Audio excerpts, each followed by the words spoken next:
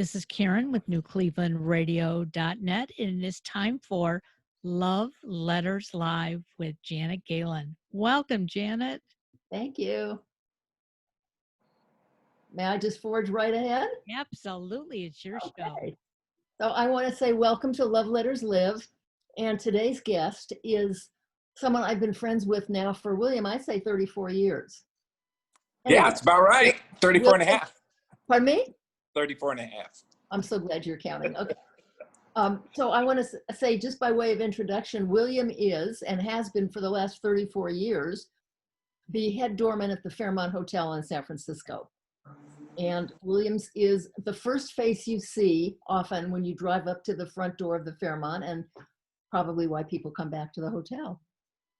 I wanted to talk to you about changes during coronavirus isolation. And I think people, I hear all over, I'm sure you do too, people's ways have changed. People have changed. What about you? I mean, I know things about you. How would you describe yourself as a man before isolation? If you can, and if you can't, I will. Well, yeah, I was very active. I went out a lot. You know, I went to the Jazz Center a lot. I went to the theater. I ate out almost every day.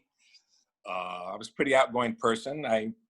That's right. You know, made some pretty, I'd say, flattering guest lists to certain parties and things like that. So, you know, coming to your house for dinner a lot. And, that's, you know, what did you say? Coming to your house for dinner a lot. And it's, thank you. It was just a beautiful time.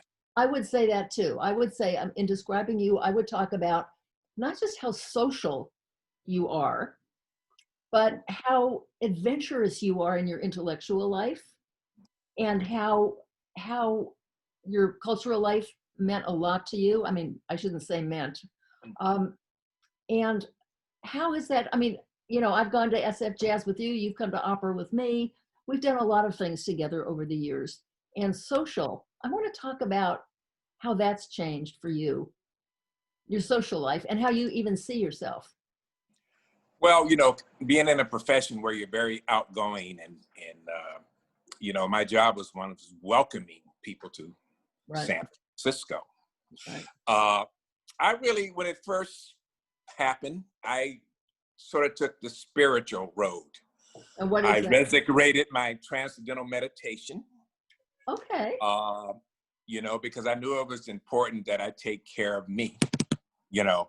Yeah. And so, you know, I started walking a lot. I started doing transcendental meditation. Of course, I started digging in the closets, and then I found an electric piano that I had bought. Okay, let's get to that, because I want to talk about talents that you talk about that, right? Okay, go into the piano. Well, so it kind of, you know, it kind of all goes together, you know, the journey of what I call the COVID-19 lockdown. So, you know, walking, meditating, you know, just trying to stay up, you know, and just taking it one day at a time. And of course, you got to find things to do. So I was cleaning out a closet and saw a piano, electric piano I had bought for my daughter maybe 12 years ago. And her grandfather had bought her one. So it was just in there.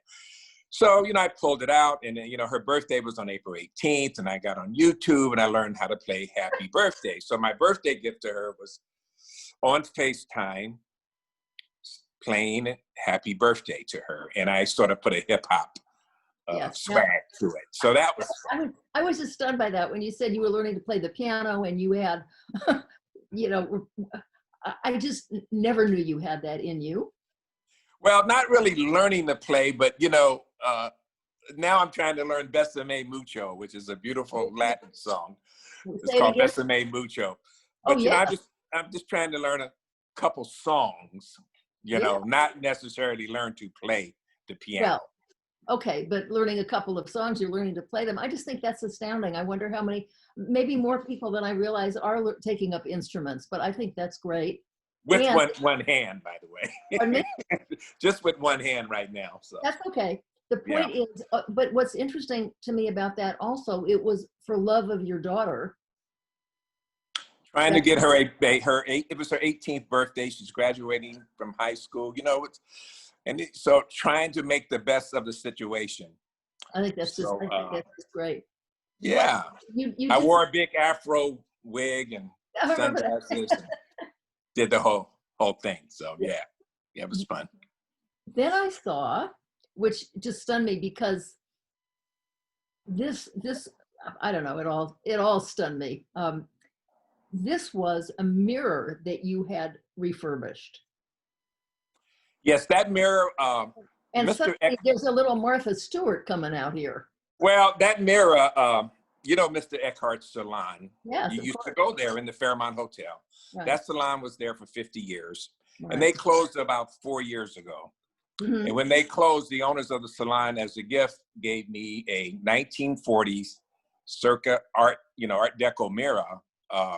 Big thing, right? Regency Hollywood. Yeah, it's 45 inches in depth and 35 inches wide. It's huge in gold leaf, and it was kind of dull. And so I got a friend to come over. We got it up on the wall, and then I got into this experience of going to the hardware store and learning how to prime something and letting that dry and sanding. So you went to the hardware store with that goal in mind to learn how to do that. Right. And I was consulting with a guy, and we actually did it in brass, even though it looks gold. But that was fun. And so that was, it really came out really, really nice. And then my next restoration project was, I have a very old antique walnut dining room table. And, I sanded it down, and I had to learn about mineral spirits. You know what mineral spirits are? Oh, what are they? Kind of like turpentine. After you sand some wood down and you put on this mineral spirit, and it shows the flow of the grain. Wow. Which I learned. And then I stained it. First I stained it too dark. I had to restrip it and do it again. And it came out really, really nice. So, just trying to do a little thing. Of course, trying to fill up the days. I had a tough time with Moby Dick. It's sort of on and off with that book, trying to read that. Oh, yes. I was very excited for it for a while, but it got pretty boring.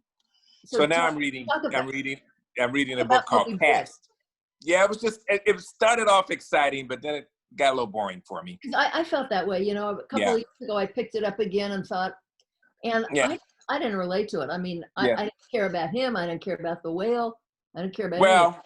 You know how it ends. Resentment will kill you every time. So there you go. Right. So I didn't get to the lesson, but okay. Right. So what are you reading now? A book called Cast by Isabel Wilkerson. Yes. Yes. Yeah, it's a great book. Great book. I recommend it for anyone. You want to tell us about it? Well, it's just about how the hierarchy of the caste system, where it started, how it began, how it keeps going on, and why we see it today. Yeah. You want to say, if you can say more about it, I'd be interested. Well, it just talks about how the system was set up. The hierarchy was set up. What I got from the book was, even the Nazis looked at how the slaves were being treated in the South by the overseers, and they kind of drew from that system when they came at your people. So it sort of covers the gamut, and how much the lower class in India is as similar as how the hierarchy system here in America. They've kind of intertwined. Do you think that desire to subjugate other people is natural to humans? Well, who gives? I know it's not natural, but it was written in legislation. But it's so prevalent. People keep doing it. Well, it's because it's like she describes. It's like people. It's a constant drip. Of this thing, and it goes on and on and on, so it's just a very interesting book to come out right now, and it's great reading, and it just sort of tells you how it is. Okay, so I'm getting a picture here of my old friend, and that is that you are you always have learned. You're a natural learner. You have Well, I've always tried. learned. Yes, I do thirst for knowledge at times. Yes, What? I do thirst for knowledge at times. Yes. Well, you do, but then you satisfy it. You're one of the best learners I know, actually. I mean, you do it so actively, and you do that emotionally as well. Would you say? Well, You listen. You take in what friends say. You take it to heart. You're not defensive. oh yeah, I'm a fair thinker. There you go. Yeah, Yeah. I'm definitely a fair thinker. But I've had some great experiences. My job allowed me a lot of different things that I could do. It allowed me a lot of freedom to go to school. Go ahead. Of course, when I was studying at your kitchen table, when I was going to City College, yeah. Then I transferred to UC Berkeley. I tried law school. And then you were working as a paralegal in an immigration law office. That's right. I also worked I interned in immigration. That was my last paralegal position. I did that for 3 years, right downtown San Francisco. And I also interned in housing rights in Oakland and legal assistance for the elderly here in San Francisco. So you would say, I'm going to put that in a question.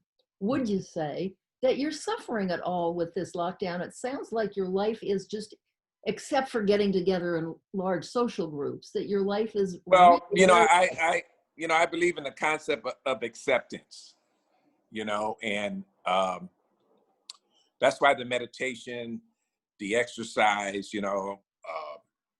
just enjoying this expanse I have out here. I live in the outer Richmond in San Francisco, which is closer to Ocean Beach. Yeah. So, I have Ocean Beach, I have Golden Gate Park, I have the Presidio, I have shops, mom and pop shops on Clement Street. I have mom and pop shops on Balboa Street. You can get the best drip coffee at an independent store out here. And I've even found stores out here that I didn't even go into until this pandemic. Your what do you call it? Your vista just keeps expanding and expanding. I'm just being aware of where I am. Yes. Yeah.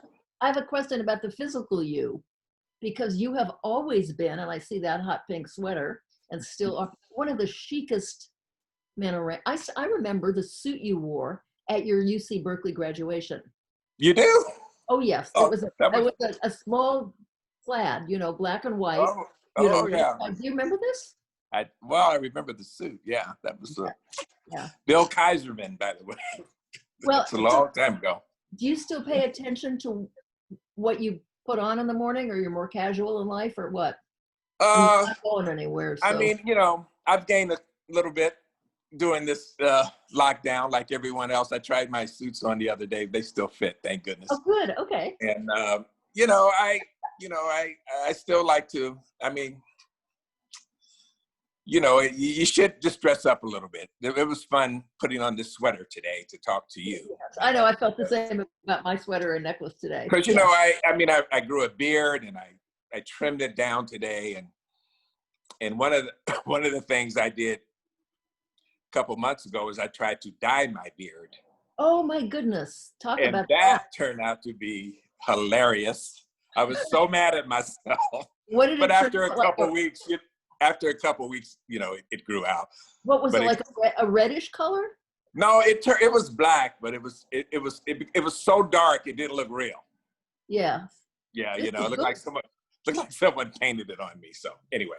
That is so funny. So, I learned from that. But there's always a reason for the season. When I think about, I've been cycling, and there's a friend of mine who passed away recently, maybe a couple years ago, who lived on Nob Hill. And he was an avid cyclist. And I used to go visit his ranch in Sebastopol. And Damon Rake was his name. And he gave me 2 bikes. And I was the kind of person, I would never ride a bike in the streets of San Francisco, with all the traffic. And, there's been a lot of people maimed or even killed, right? And I would never do that. So about 3 weeks ago, I pulled those bikes out of the garage, cleaned them up, put some air in the tires, now I'm biking in this expanse out here, in the morning through Golden Gate Park, and they have streets blocked off down on Ocean Beach, and it's a beautiful thing. And, I just never knew why he would give me those bikes. I didn't refuse them, but I knew I would never use them. But there was always a reason for the season. So much for knowing, yes. So much for knowing. I do that. So, yeah. I have some nevers in my life that have taken me by surprise. Right. I'll tell you what one of them is. It's so bizarre. Let's say every, 12 years or so, I redo my address book. Mm-hmm. Oh. Yes. I mean, it gets a little, when people have divorced and died, sadly, and you have to kind of redo. So I'd say about every 12, and inevitably there is a person or two, well, usually just like one person per 10 years, that I haven't spoken to in like 12 years. Friendships kind of fade sometimes, not for lack of affection, but we get carried away on different ways. And like people I haven't spoken to for like 15 years, and the handwriting on the wall was that I'm not going to. I leave them out of my next edition. I just don't right. them. Yeah. Every single time I have done that, well, every time, it's been like about 4 times that I've redone. I get a call the next day from that very person.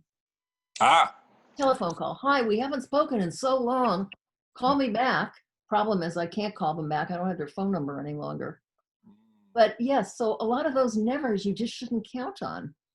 You shouldn't, especially this is a time where, let all bygones be bygones. And do you have some of those? People. No, not for me, but I have been in touch with some people I haven't been in touch with for a while. And is that nice? It's just nice to check in, say hello, see how you're doing. Okay. Because you can think a lot being by yourself. But I have to tell you about my iron skillet experience. Oh, please. So in the midst of this cooking, because all I know how to do is make a salad. Okay. And bake chicken. Okay. So I decided I would get an iron skillet and maybe fry some chicken or do a steak or something. And I was telling a friend, I just picked up an iron skillet today. They say, you have to season it. And I go, what do you mean you have to season it? I had no idea about this. So I seasoned it. But then I tried to cook. Yeah, I tried to cook something in it, and I used a low density oil. I don't even know what oil. Well, I think I used olive oil on a steak or something, and it started to smoke really bad. Yeah. Oh, yes, it does. It has kind of a quick boil. Yeah, and you have to get oil that's 500 degrees Fahrenheit or something, which I learned. All my smoke alarms went off in the apartment, and I had to run and take them down, and I deactivated them. Then after I got the smoke cleared, I was going to just reactivate them, but then I looked on the back. They said, well, if the alarm goes off, take the alarms to the window and let them get fresh air. But once you deactivate them, you can't use them again. But that created an avenue for me to finally use Amazon. I had a gift certificate. I just want to say to the world, you can see why I love this man. There's like no end.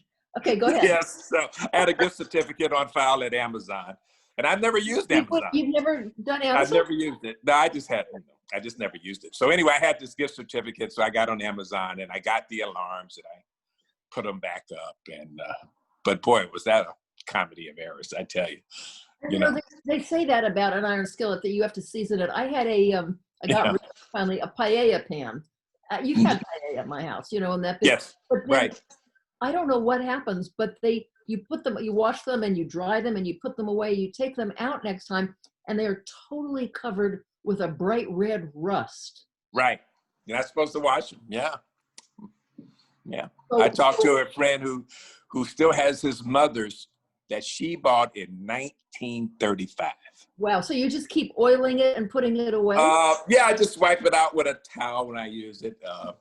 It's just, I don't use it that much anymore, but it's just things you learn. I mean, about myself being in this, the lockdown has just been a rediscovery of things, finding things you've had in your apartment forever and forgot you'd even had it or even bought it, so.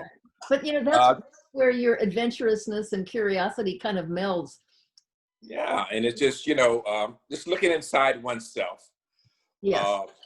I'm, being part of San Francisco, as an ambassador to this city, Right. I'm worried. I'm worried about the city. Which part are you worried about? I just don't know if we'll, you know, get back to how it was, you know. Oh, so, wait, so you're talking about your actual work life, and right? Yeah, my actual work life. Yeah, just how the city was in general. You know, oh, it's not the same. It's just not the same. No, how do you see the differences?